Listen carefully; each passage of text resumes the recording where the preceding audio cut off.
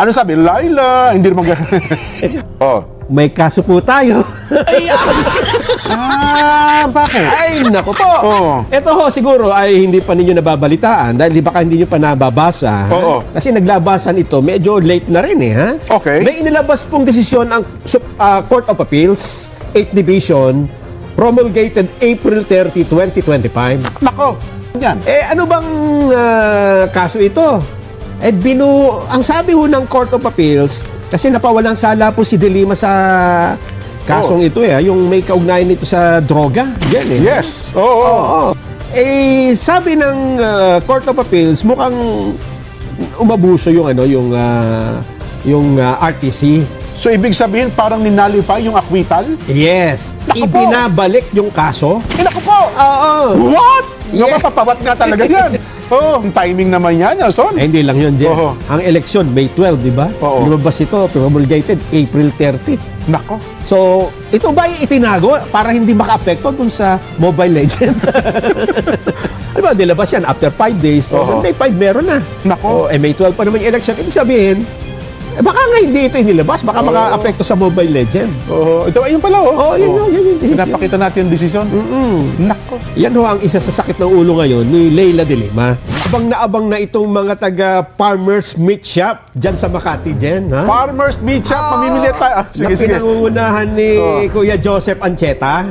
Aba, Andyan si Jim Owen ha? si Sir Joseph, ito yung mababait na tao yan Yes! Alam mo, Magiging sponsor natin to, hindi, Jen. ang bago na sa tingin ko muna, maging kaibigan muna natin yan, si Sir Joseph.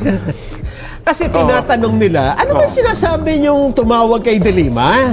Nang una, sabi niya, yes! Masaya pa siya, Masaya, no? masaya. Masaya, oh. Maya-maya, in a while, what? Ba, parang nabigla na. Nabigla! Alam mo ba kung ano itinawag? Yung salta ng what, si Dilima din. Si De Lima rin. Ano naman tinawag sa kanya? Bakit nabigla yan? Ay, sinabi, Ano sabi? Laila, hindi naman sabi niya, kayo naman Ma'am. dalawa kayo. Oh, ano ba? Ma'am, Anong tawag yan? Anong mayroon dyan? Oh. may kaso po tayo. Bakit? Ay, nako po. Oo. Ito ho, siguro ay hindi pa ninyo nababalitaan dahil baka hindi nyo pa nababasa. Oo. Kasi naglabasan ito, medyo late na rin ha? Okay. May inilabas pong desisyon ang Court of Appeals, 8th Division, promulgated April 30, 2025. Nako. Oo. Ito Ano po sabi? yung People of the Philippines versus Honorable Abraham Joseph Alcantara. Oh. Siya po ang presiding judge ng RTC Muntinlupa Branch 204. Okay. Oo. Kasama rin no sa... Yun ang mga humawak ng kaso ni Oo. dating DOJ Secretary Laila De Lima. Oo. Kasama rin sa respondent Leila De Lima at si Ronnie Dayan. Kilala niyo si Ronnie? Yes. Yung driver. Oh, Ronnie. Oh, yes. Kilala namin yan. Ano bang kaso ito? Ang sabi ho ng Court of Appeals, kasi napawalang sala po si De Lima sa kasong ito yung may kaugnayan nito sa droga, Jen Yes. Oo.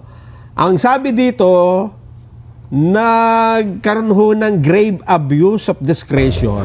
Kasi inapila sa Court of Appeals yan, di ba? Oo, okay. Sabi ng Court of Appeals, mukhang umabuso yung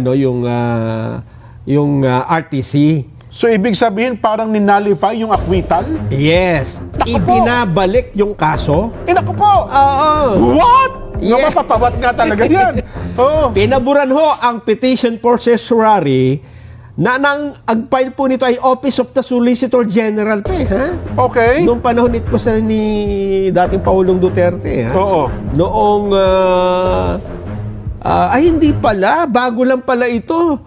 Solicitor General Menardo Guevara. Kasi si De Lima na-acquit 2023, pati si Ronnie Dayan. Yes, tama ka. Ayun. So nag-file ng yun na naman yung procedure, 'di ba? Na kapag ka natalo ang gobyerno, nag-a-appeal siya. Yes, nag-appeal sa Court of Appeals. Tama ka.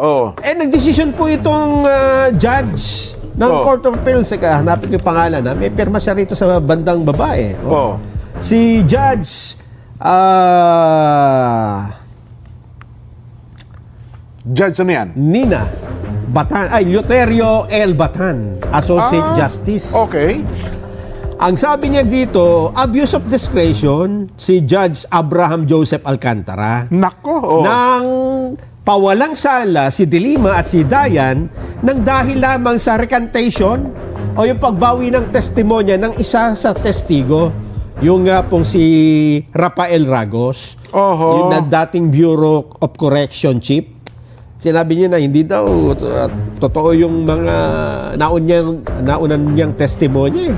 Pero sabi ng Court of Appeals, hindi po pwedeng basta ganun lang. Dapat nilinaw doon, ipiniliwanag dapat ng judge kung alin sa pahayag ni Ragos ang binabawi. Nako, Hindi lang pwedeng lahatan, di ba? Oo. At ang epekto nito sa mga ebidensyang iniharap, halimbawa may ebidensyang ganito. Ito yung testimony mo. Dapat pagtatapat-tapatin mo yun. Ha?